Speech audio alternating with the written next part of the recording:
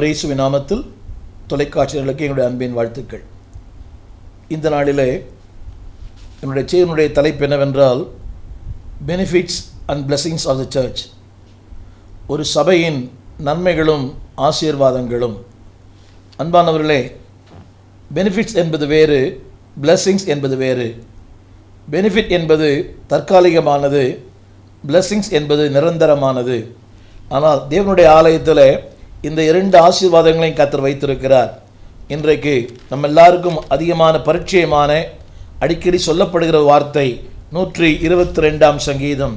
இந்த வார்த்தை இப்படி சொல்லுகிறது: கர்த்தருடைய ஆலயத்திற்கு போவோம் வாருங்கள் என்று சொன்னபோது மகிழ்ச்சியாயிருந்தேன். இது பலமுறை வாசிக்கப்பட்டிருக்கலாம், பல ஊழியர்களால் இது கையாளப்பட்டிருக்கிறது.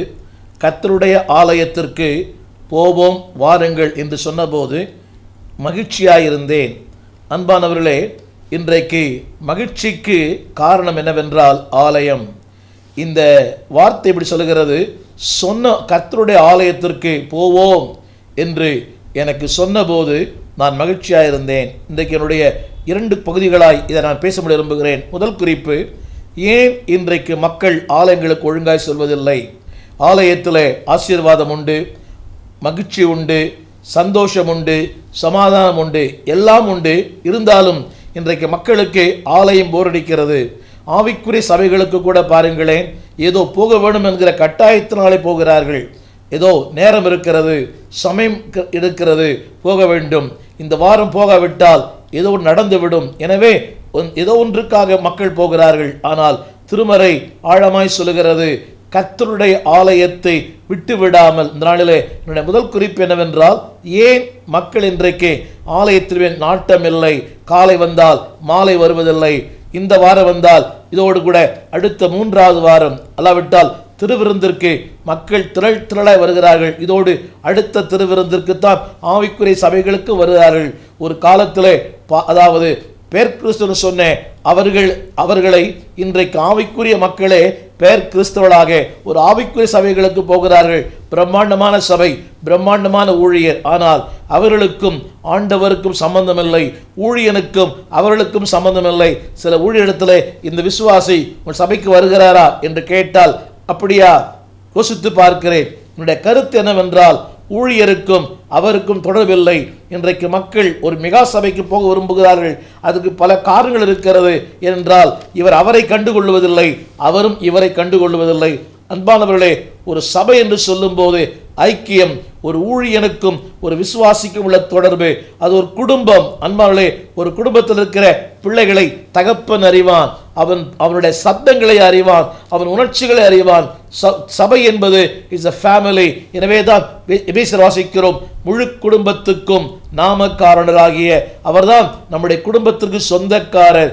திருச்சபை என்பது ஒரு மந்தை, அதே வேளையிலே அது ஒரு குடும்பம். என்னுடைய முதல் குறிப்பு என்னவென்றால், ஏன் இன்றைக்கு மக்கள் ஆலயத்தின் மேல் நாட்டமாய் இல்லை? முதல் குறிப்பு, உணர்ச்சிகள், ஃபீலிங்ஸ். அந்த எப்படிப்பட்ட உணர்ச்சி என்று சொன்னால், அவர் சொல்லுகிறார்கள், எதுவுமே எனக்கு நன்றாய் நடக்கவில்லை, நினைப்பது நடக்கவில்லை, ஜெபிப்பது நடக்கவில்லை, வாழ்க்கை நன்றாய் இல்லை, ஏன் நான் ஆலயம் செல்ல வேண்டும்? அன்பானவர்களே, இதைத்தான் திரையிலே பாருங்கள். நம்பர் 1 ஃபீலிங்ஸ், அதாவது ராங் ஃபீலிங், தவறான உணர்ச்சிகள். நான் ஏன் செல்ல வேண்டும்? எனக்கு என்ன தந்தார்? எனக்கு என்ன கிடைத்தது? அன்பானவர்களே, எப்பொழுது பார்த்தாலும் தேவன் மேலே ஒரு மனத்தாங்கல். அன்பானவர்களே, தேவன் பேரில் என்றைக்கு மனத்தாங்கல் உங்களுக்கு ஏற்படுகிறதோ அன்றைக்கு நீங்கள் தேவனை விட்டு விலகி போகிற என்று அர்த்தம். இரண்டாவது குறிப்பு என்ன சொல்ல விரும்புகிறேன்? அன்பாவுடைய அதாவது தவறான சிந்தனை, தேவனை குறித்த ஒரு தவறான பார்வை, தேவனை குறித்த தவறான நோக்கம். அது என்ன அவர் நினைக்கிறார்? இரண்டாவது காரணம் என்னவென்றால், நான் நல்லவன் அல்ல, நான் ஏன் ஆலயத்துக்கு போக வேண்டும்? இன்றைக்கு அதை சொல்கிறார்கள், நான் வேதத்தை தூக்குவதற்கு அருகது இல்லை, எனவே ஆலயத்தில் வேதம் கொண்டு வருவதில்லை, நான் நல்லவன் இல்லை, ஏன் ஆலயத்துக்கு வர வேண்டும்? அன்பானவர்களே, ஆலயத்துக்கு வருவெல்லாம் நல்லவர்கள் அல்ல, நல்லவனாய் மாறத்தான் ஆலயம். திரும்ப சொல்லுகிறேன், ஆலயத்துக்கு வரும் அத்தனை பேரும் நல்லவர்கள் அல்ல அன்பானவர்களே. ஆனால் ஒரு மனிதனை ஆலயம், சபை நல்லவனாய் மாற்றுகிறது. இந்த கொரிந்து சபை குறித்து சொல்லும் போது அந்த சபை இப்படி எழுதப்பட்டிருக்கிறது: வாக்குவாதம் உள்ள சபை. அன்பானவர்களே, divided church, defiled church, divorce church, பிரிந்திருக்கிற சபை, வித்தியாசமான சபை, பொல்யூட்டட் சர்ச், அதுக்குள்ளே பாவம் தலைவிரித்து ஆடினது. ஆனால் 1 கொரிந்தியர் 1 எப்படி சொல்கிறது? என்றைக்கு அவள் சபையிலே காலடி எடுத்து வைத்தார்களோ அன்றைக்கு அவளுக்கு ஒரு புதிய பெயர். என்ன பெயர்? பரிசுத்தவான்கள். அந்த வார்த்தை இப்படி சொல்கிறது, பரிசுத்தவான்களாயும் பரிசுத்தவான்கள் ஆகும்படியாயும் அழைக்கப்பட்டவர்கள். இவர்கள் யார்? ஒரு காலத்திலே பிரிந்து வாழ்ந்தவர்கள். ஒரு அப்போலோவை சார்ந்தவர் என்றும் ஒருவன் கேபாவை சார்ந்தவன் என்றும் அவளுக்குள்ளே வாக்குவாதம், அவளுக்குள்ளே பலவிதமான பிரிவினைகள். ஆனாலும் அப்படிப்பட்ட பிரிவினோடு வாழ்ந்த அத்தனை மக்களையும் ஒன்று சேர்ப்பது சபை. எனவே 2வது குறிப்பு, ராங் திங்கிங், தவறான சிந்தனை. நான் நல்லவன் அல்ல, நான் ஏன் ஆலயத்திற்கு போக வேண்டும்? அன்பானவர்களே, நீங்கள் நல்லவர் என்பதாலே வர வேண்டும் என்ற அர்த்தம் இல்லை. நீங்கள் செல்லும் போது எண்ணங்கள் மாறுகிறது, சுபாவங்கள் மாறுகிறது, ஆழ்த்தத்துவம் மாறுகிறது. 3வது, ஏன் மக்கள் இன்றைக்கு ஆலயத்தில் நாட்டமில்லை? 3வது குறிப்பு என்னவென்றால், ஸ்ட்ரகிளிங் வித் சம் ப்ராப்ளம். ஒவ்வொருவருக்குள்ளே ஏதோ ஒரு பிரச்சனை ஆண்டு கொண்டிருக்கிறது, வெளியே விட முடியாத, வெளியே சொல்ல முடியாத, ஸ்ட்ரகிளிங் வித் ப்ராப்ளம், ரகசிய பாவங்கள். எனவேதான் ஆலயத்தில் நிமிர்ந்து ஆராதிக்க முடியவில்லை, கரங்களை தட்ட முடியவில்லை, கரங்களை உயர்த்த முடியவில்லை, போதகரோடு பார்த்து சம்பாஷிக்க முடியவில்லை. வருவதும் போவதும் நோவாவின் பிழையிலே காகம் இருந்தது போல அது போகிறதும் வருகிறதும். இருந்தது என்னவோ நோவாவின் பேழை, ஆனால் போகிறதும் வருகிறதும். அன்பார்களே, எதற்காக வெளியே போகிறது? செத்துப்போன அந்த பிணங்களை சாப்பிடும்படியாக. ஆனால் அதற்கு உலகமும் தேவை, நோவாவின் பேழையின் தேவை. அன்பார்களே, இன்றைக்கு மக்கள் ஒரு போலியான வாழ்க்கை, உலகம் தேவை. இந்த ஞாயிற்றுக்கிழமையிலே எல்லாரும் தூதர்கள், ஆனால் திங்கள் முதல் சனி வரை அவர்கள் தூதர்களாக இருக்கிறார்களா? கேள்விக்குறி. இல்லை அன்பானவர்களே, ஞாயிற்றுக்கிழமையும் நீங்கள் ஏஞ்சலாயிருங்கள். மண்டே டு சாட்டர்டே அன்றும் ஏஞ்சலாயிருங்கள். கர்த்தர் ஏஞ்சலாய் இருக்கத்தான் அழைத்தார். இது சாத்தியமா? சாத்தியம். ஆலயம் ஒருவனை மாற்றுகிறது. அன்பானவர்களே, மெட்டாபிளாசம் என்று சொல்கிறார்களே, இந்த பரிணாமம் எப்படி ஒரு கூட்டு மண்புழு அன்பார்களே ஒரு வண்ணத்து பூச்சியாய் மாறுகிறது, பரிணாம வளர்ச்சி பெற்று. முதலாவது அது நகர்ந்து செல்லுகிறது, இப்பொழுதோ பறந்து செல்லுகிறது. முன்னாலே கருப்பு நிறம், இப்பொழுதோ பல வர்ண நிறம். முன்னாலே அன்பான்களே அது மண்ணை சாப்பிட்டது, இப்பொழுது தேனை சாப்பிடுகிறது. முன்பு அதை சீக்கிரத்தை பிடிக்க முடியும், இப்பொழுது மனிதரால் அவள் சீக்கிரம் பிடிக்க முடியாது. முன்னே மண்ணிலே, இப்பொழுது விண்ணிலே.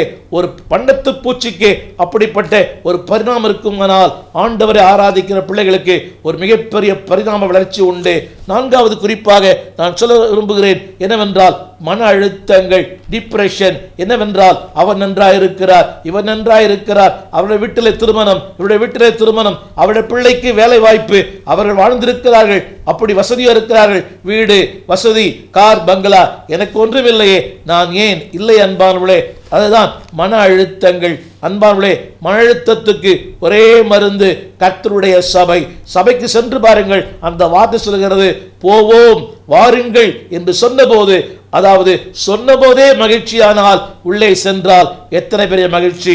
இன்றைக்கு 5வது குறிப்பாக ஏன் ஆலயங்களுக்கு நாட்டமில்லை என்று சொன்னால், டிஸ்கரேஜ்மெண்ட். எப்படிப்பட்ட காரியம் என்று சொன்னால், அன்பானவர்களே, அவருக்கு செய்வார், இவருக்கு செய்வார், எனக்கு செய்வாரா?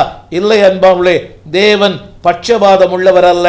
அவர்களுக்கு நன்மை செய்த கர்த்தர் உங்களுக்கு நன்மை செய்வார். இந்த தொலைக்காட்சியிலே பலமுறை சொல்லி இருக்கிறேன், நான் ஒரு கிறிஸ்தவ பின்னணியிலே வளர்க்கப்பட்டவர் அல்ல. கிறிஸ்துவுக்கும் எனக்கும் தொடர்பில்லை. அன்பானவர்களே, தொடர்பே இல்லாத எனக்கு ஒரு இணைப்பை ஏற்படுத்தி இன்றைக்கு இந்த தொலைக்காட்சியிலே உங்களோடு பேசும்படியான வாய்ப்பை தந்தாரே. எனக்கு எதை செய்தாரோ அதை விட சிறப்பாய் உங்களுக்கு செய்வார். தேவன் பட்சபாதம் உள்ளவர் அல்ல. எனவேதான் வேதம் சொல்கிறது, எபிரேயர் புத்தகம் 10:25 விட்டு விடுவது போல நீங்கள் விட்டு விடாமல். அர்த்தம் என்னவென்றால், சிலர் விட்டு விடுகிறார்கள், அதற்கு பல காரணங்களை சொல்லலாம். அது காரணம், இது காரணம், இது காரணம். அன்பார்களே, அவர்கள் விட்டு விடுவது போல நீங்கள் விட்டு விடாமல். அதை நான் இப்படி சொல்ல விரும்புகிறேன், விட்டு அடுத்து விடாமல். எவைகளை விட வேண்டும்? பாவ வாழ்க்கை, தவறான உறவு, ரகசிய பாவங்கள். அன்பார்களே, இவைகளை விட்டு எதை விடாமல்? ஆலயத்தை விடாமல், ஜபத்தை விடாமல், வேத பாடத்தை விடாமல், ஊழியனுடைய உறவை விடாமல், ஊழியத்தை விடாமல். அன்பார்களே, ஒன்றை விட்டாதான் இன்னொன்றை பெற்றுக்கொள்ள முடியும். அன்புக்குள்ளே ஆண்டவரை விடாதிருங்கள், ஆலயத்தை விடாதிருங்கள். நாளிலே என் செய்தி கேட்டுக்கொண்டிருக்கிற அன்பு சகோதரனே, உலகமே உங்களுக்கு உங்களுக்கு சாதகமாக இருந்தாலும் 1,00,00,000 செல்வங்கள் உங்களை தேடி வந்தாலும் ஆலயத்தினுடைய ஆசீர்வாதத்திற்கு இணை உலகத்தில் ஒன்றுமில்லை. இன்றைக்கு அநேகர் சொல்கிற வார்த்தை வேலை, அல்லாவிட்டால் வயல், மாடு, வீடு, குடும்பம், உறவு இல்லை என்பார்களே. அந்த வேலைக்கு சொந்தக்கார் அவர்தானே. அவர் வேலை தராவிட்டால் இன்றைக்கு வேலை ஏது? அவர் பிள்ளை தராவிட்டால் பிள்ளை ஏது? அவர் உறவுகளை தராவிட்டால் உறவுகள் ஏது? உறவை தந்தவர் அவர், வயலை தந்தவர் அவர், வேலையை தந்தவர் அவர். அவருக்கு முன்னுரிமை தாருங்கள். 6வது குறிப்பு என்னவென்றால், அன்பானவர்களே, திரும்ப சொல்லுகிறேன், ஆவிக்குரிய வாழ்க்கையிலே நாட்டமில்லாத ஒரு வாழ்க்கை, அதாவது ஏதோ வந்து போக வேண்டும் இல்லை அன்பானவர்களே. கிரயம் செலுத்தாது எதுவுமே அங்கீகாரம் பெறாது. திரும்ப சொல்லுகிறேன், கிரயம் செலுத்தி பாருங்கள், முடியவில்லை. இன்றைக்கு வாய்ப்பே இல்லை, சுகமே இல்லை, செல்லவே முடியாது. ஆனாலும் கிரயம் செலுத்தி ஆலயத்திற்கு போய் பாருங்கள், அதனுடைய ஆசீர்வாதங்கள் எண்ணி முடியாது. அன்பானுடைய கடைசியாக 7வது குறிப்பு, ஏன் ஆலயம் செல்ல முடியவில்லை? அடிக்கடி சாத்தான் சொல்லுகிற வார்த்தை, அன்பானுடைய நீ வீட்டிலே இரு, வீட்டிலே இரு. ஆலயத்தை இதே நிகழ்ச்சிகளை தொலைக்காட்சியிலே பார், இதை டிவியிலே பார், யூடியூபிலே பார். அங்கிருக்கிற ஆண்டவர் இங்கிருக்கிறார், அதே செய்தி, அதே போதகர் இல்லை அன்பானவர்களே. ஆலயத்தில் இருக்கிற ஆசீர்வாதங்கள் அதற்கு இணை இல்லை. எனவே தான் 87ஆம் சங்கீதம் சொல்கிறது, ஆலயம் என்பது ஒரு நீரூற்று. அர்த்தம் என்னவென்றால், அன்பானவர்களே, இந்த உலகத்திலே எதையும் அளக்கலாம், ஆற்றை அளக்கலாம், குளத்தை அளக்கலாம், ஏரியை அளக்கலாம், அணையை அளக்கலாம். ஆனால் ஒரு ஊற்றை அளக்க முடியாது. அதாவது அளவிடப்பட முடியாத ஒன்றுதான் ஊற்று. சபை என்பது அளவிடப்பட முடியாது. இன்னொன்று, ஊற்றினுடைய தன்மை என்னவென்றால், ஏரி தன்னுடைய சுவை வேறு, ஆற்று தண்ணீரின் சுவை வேறு. அன்பானவர்களே, இதுவெல்லாம் சுவை வித்தியாசம். ஆனால் ஊற்று தண்ணீர் சுவைய வித்தியாசம். இந்த நாளிலே என் செய்தியை கேட்டுக்கொண்டிருக்கிற அன்பு சகோதரர்களே, ஆலயம் என்பது அதுக்கு இணை இந்த பூமியிலே ஒன்றுமில்லை. எனவேதான் பக்தர் சொன்னார், அன்பானவர்களே போவோம் வாருங்கள் என்று சொன்னபோது நான் மகிழ்ச்சியாயிருந்தேன். அன்பானவர்களே, திரும்ப சொல்லுகிறேன், if you stay in the home you will lose it, if you come to the church you will gain it. அன்பானவர்களே, ஆலயத்தில் இருந்தால், வீட்டுக்குள் இருந்தால் உங்களுடைய நன்மைகளை இழந்து போவீர்கள்.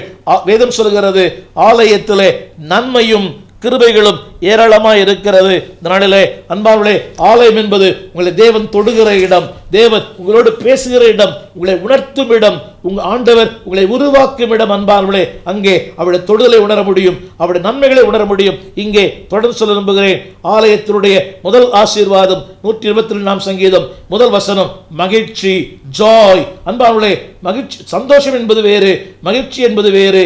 சந்தோஷத்திற்கு பொருள் தேவை, சம்பவங்கள் தேவை. ஆனால் மகிழ்ச்சிக்கு சம்பவங்கள் தேவையில்லை. happiness based on happenings but joy based on Jesus. அன்பானவர்களே, மகிழ்ச்சிக்கு சொந்தக்காரர் அவர்தான். அன்பானவர்களே, இந்த நாளிலே ஆலயத்தில் இருக்கிற முதல் ஆசீர்வாதம் மகிழ்ச்சி. அடுத்த ஆசீர்வாதம் சொல்ல விரும்புகிறேன். 3ஆம் வசனத்திலே, ஆலயத்திற்கு வந்தால் உங்களுடைய வாழ்க்கை இசைவாய் கட்டப்படும். திரும்ப சொல்லுகிறேன், 3ஆம் வசனத்திலே உங்கள் வாழ்க்கை கட்டப்படும். இடிந்து போன வாழ்க்கை, சின்ன பின்னமான வாழ்க்கை, உங்களுடைய கேரக்டர் கட்டப்படும். அன்பானவர்களே, என்னை பொறுத்தளவிலே என் சுபாவங்கள் கட்டப்பட்டது, என்னுடைய வாழ்க்கை மாறினது ஆலயத்திற்கு போய்தான். எனவே சபை ஆலயத்திற்கு சென்றால் your life will be built. உங்களுடைய கேரக்டர் கட்டப்படும், வாழ்க்கை கட்டப்படும், நல்ல பண்புகள், நல்ல சுபாவங்கள் 3ஆம் வசனத்திலே கட்டப்படுகிறது.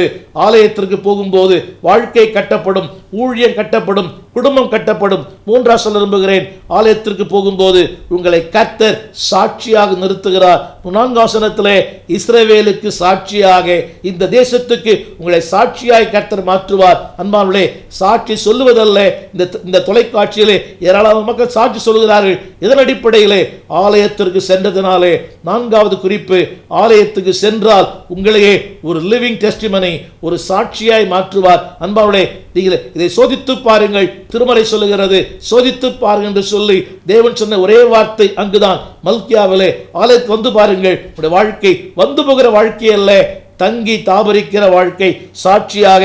அடுத்த வார்த்தை சொல்லப்பட்டிருக்கிறது, அங்கே உங்களுடைய நிலைமை என்னவாய் மாறும் தெரியுமா? உங்களுடைய வம்சம் விருத்தியாகும். 5ஆம் வசனத்திலே தாவீதின் வம்சத்தாருக்காக இங்கே நான் குறிப்பிடப்பட்ட வார்த்தை, அங்கே ஆலயத்திற்கு வரும்போது உங்கள் வம்சம் விருத்தியாகும், உங்களுடைய வாழ்க்கை விருத்தியாகும்.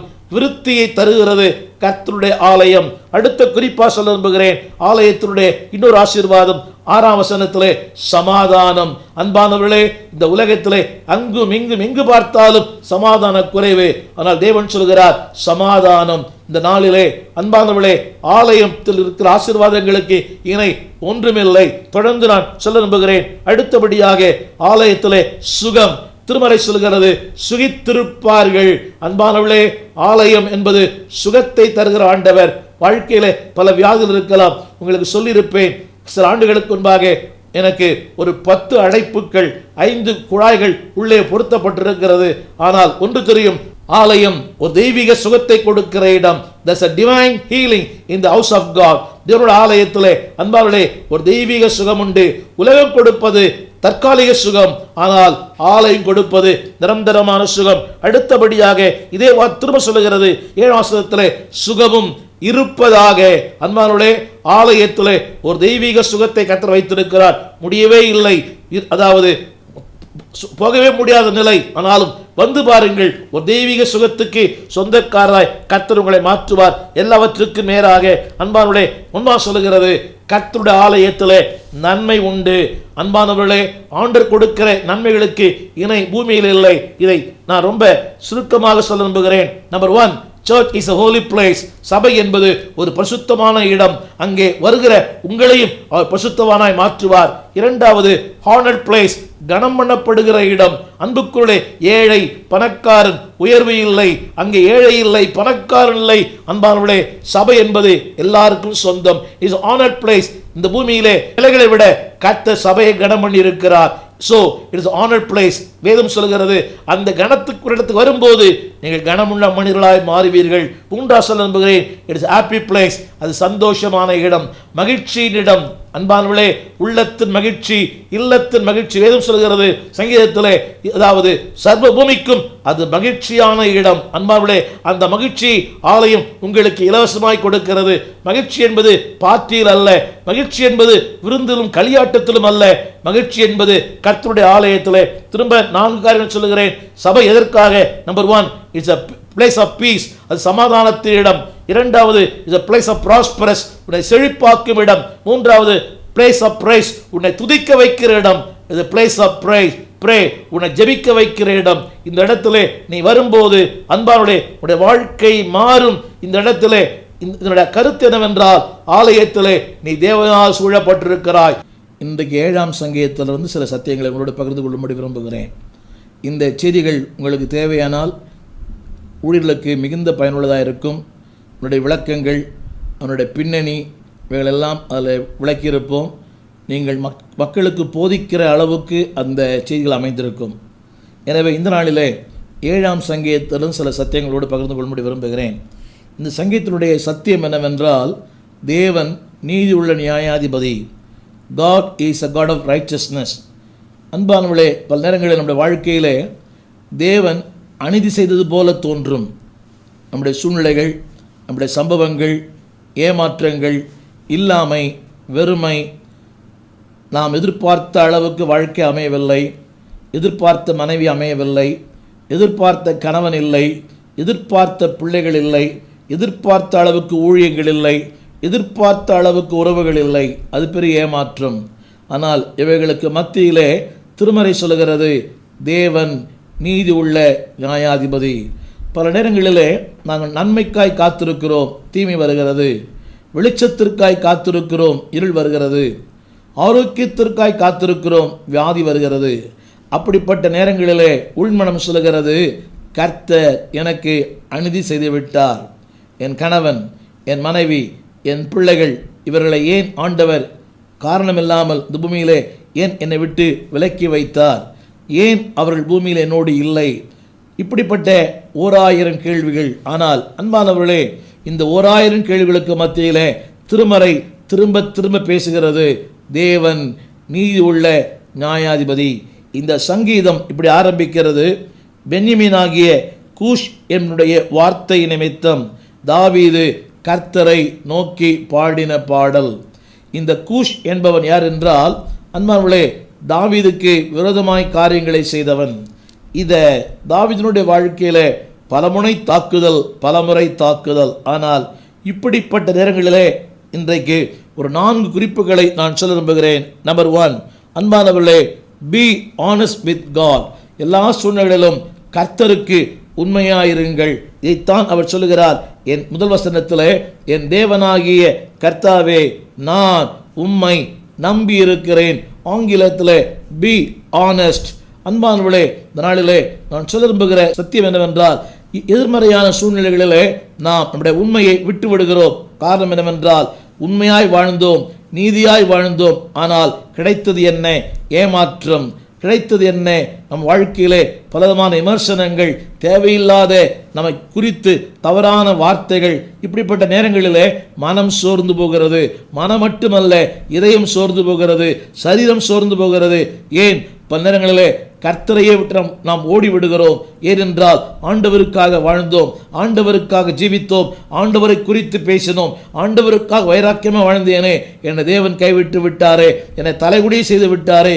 இல்லை அன்பானவர்களே, சத்துருக்களுக்கு மத்தியிலே உனக்கு ஒரு பந்தி ஆயத்தம் பண்ணுகிற கர்த்தர். அன்பானவர்களே, இப்படிப்பட்ட நேரங்கள் தான் நீங்கள் யார் என்பதையும் கர்த்தர் யார் என்பதையும் நிரூபிப்பதற்கு நல்ல ஒரு தருணங்கள். God wants to prove who you are and what he is.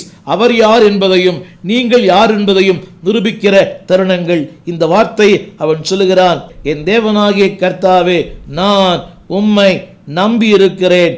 அன்பானவர்களே, இது கடினமான நேரங்கள்.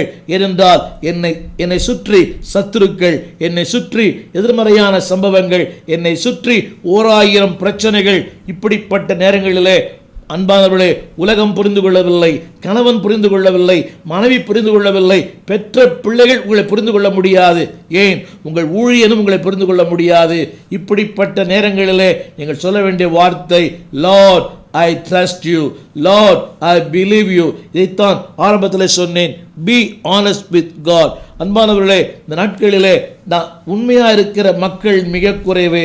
அன்பானவர்களே, இந்த ஊழியத்தின் பாதையிலே, கிறிஸ்தவ வாழ்க்கையிலே 46 ஆண்டுகள் வாழ்கிறேன். இன்றைக்கு ஆழமாய் பேசுகிறார்கள், ஆனால் ஆழமான வார்த்தை இல்லை. திரும்ப சொல்லுகிறேன், ஆழமாய் பேசுகிற எல்லாரும் ஆழமான வாழ்க்கைக்கு சொந்தக்காரர்கள் இல்லை.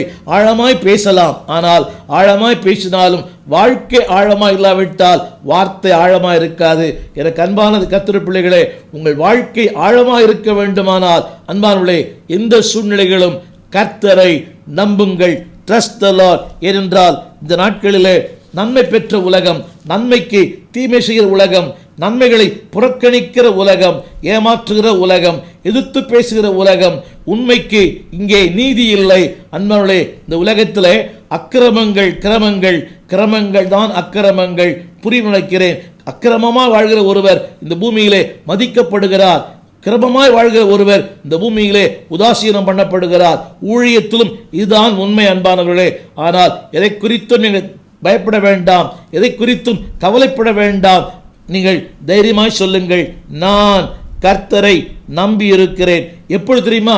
என்னை துன்பப்படுத்துவர்களுக்கு மத்தியிலே அன்பானவர்களே, எனக்கு எல்லாம் சாதகமாக இருக்கும் போது நான் கர்த்தரை நம்பலாம், துதிக்கலாம், பாடலாம், ஆடலாம், பிரசங்கம் பண்ணலாம், 4 பேருக்கு கர்த்தரை வார்த்தை சொல்லுகலாம். ஆனால் இந்த வார்த்தை சொல்லுகிறது, என்னை துன்பப்படுத்துகிறவர்களுக்கு மத்தியிலே அன்பான கர்த்தர் பிள்ளையே, நான் கர்த்தரை நம்பி இருக்கிறேன். இது சொல்வதற்கு தைரியம் தேவை, சொல்வதற்கு துணிச்சல் தேவை, இது சொல்வதற்கு விசுவாசம் தேவை.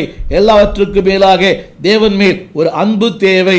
அந்த அன்பு இருக்குமானால் நீங்கள் சொல்ல முடியும், நான் கர்த்தரை நம்பி இருக்கிறேன். 2வது குறிப்பு, இப்படிப்பட்ட எதிர்மறையான சூழ்நிலைகளிலே, எதிர்மறையான நிலைகளிலே நீங்கள் யாரையும் நியாயந்திருக்க வேண்டாம். கர்த்தரே நியாயம் தீர்ப்பார். இது ரொம்ப கடினம். நான் நினைக்கிறேன், நான் அப்படிப்பட்ட மக்கள் மத்தியிலே நான் எதிர்த்து பேசாவிட்டால், நான் நிரூபிக்காவிட்டால், நான் அமைதியாக இருந்தால் அது உண்மையாகிவிடும். இல்லை அன்பானவர்களே, திரும்ப சொல்லுகிறேன், உங்கள் பகுதியில் 1000 நியாயங்கள் இருக்கலாம், ஆனால் அந்த நியாயங்கள் உலகத்துக்கு புரியாது. உங்கள் பகுதியில் 1000 நீதி இருக்கலாம். இந்த உலகம் நீதியை நம்பாத உலகம். வேதம் சொல்லுகிறது, அவர் வாய் திறவாமல் இருந்தார், அவர் மௌனமாக இருந்தார், அடிக்கப்படுகிற ஆட்டை போல இருந்தார். யோசித்து பாருங்கள். உலகத்தில் சொல்லுவார்கள், மௌனம் சம்மதத்திற்கு அறிகுறி. எல்லா பழமொழிகளையும் எல்லா இடங்களையும் பயன்படுத்த முடியாது. அன்புக்குள்ளே உங்களுடைய அமைதி ஒரு ஆவிக்குரிய கனி. திரும்ப சொல்லுகிறேன், உங்கள் பொறுமை ஆவிக்குரிய முதிர்ச்சி. இன்னைக்கு யோசித்து பாருங்களேன், ஒரு வார்த்தை பேசினால் 1000 வார்த்தை பேசுகிற மனைவி, ஒரு வார்த்தை பேசினால் 1000 வார்த்தைகளை பேசுகிற பிள்ளைகள், எல்லாருமே விசுவாசிகள் கூட ஒரு கேள்வி கேட்டால் 1000 பதில் சொல்லுகிற விசுவாச மக்கள், திருச்சபை மக்கள் இல்லை அன்பானுடைய. இப்படிப்பட்ட நேரத்தில் Lord is a judge, ஆண்டவர் நியாயம் தீர்க்கும்படி நீங்கள் பொறுமையாயிருங்கள். இதைத்தான் அவர் சொல்லுகிறார், தேவன் நீதி உள்ள நியாயாதிபதி. Let God be the judge. ஆண்டவர் உண்மையாகவே அவர் நியாயம் தீர்ப்பார், உங்களை நியாயம் தீர்ப்பார். நீங்கள் யார் என்பதையும் எப்படிப்பட்ட மக்கள் என்பதையும் அன்புக்குரியவர்களே நீங்கள் விளம்பரப்படுத்த வேண்டிய அவசியமில்லை. அப்போஸ்தலர் நடபடிகள் புத்தகம் 28ஆம் அதிகாரத்திலே ஒரு மிகப்பெரிய தேவ மனிதனாகிய பவுல் அன்பானவர்களே ஒரு கைதிகளோடு கூட கைதியாய் போகிறார். கப்பல் மாலுமி தலைவர்கள் யாருமே அவரை புரிந்து கொள்ளவில்லை. திருமறை சொல்லுகிறது, அந்த கப்பலின் அதிபதி மாலுமியை நம்பினான், பவுலை நம்பவில்லை. யோசித்து பாருங்கள், ஒரு மாலுமியை நம்புகிறான், ஆனால் ஒரு தேவ மனிதன் நம்பவில்லை. உலகம் கூட அப்படித்தான், உறவுகளை நம்புகிறது, மக்களை நம்புகிறது, ஊழியனை நம்புகிற உலகம் அல்ல. ஆனால் இப்படிப்பட்ட அந்த கப்பல் யாத்திரையிலே ஒரு சத்தம் பவுலே பவுலே என்று அவனை நோக்கி அழைத்தது.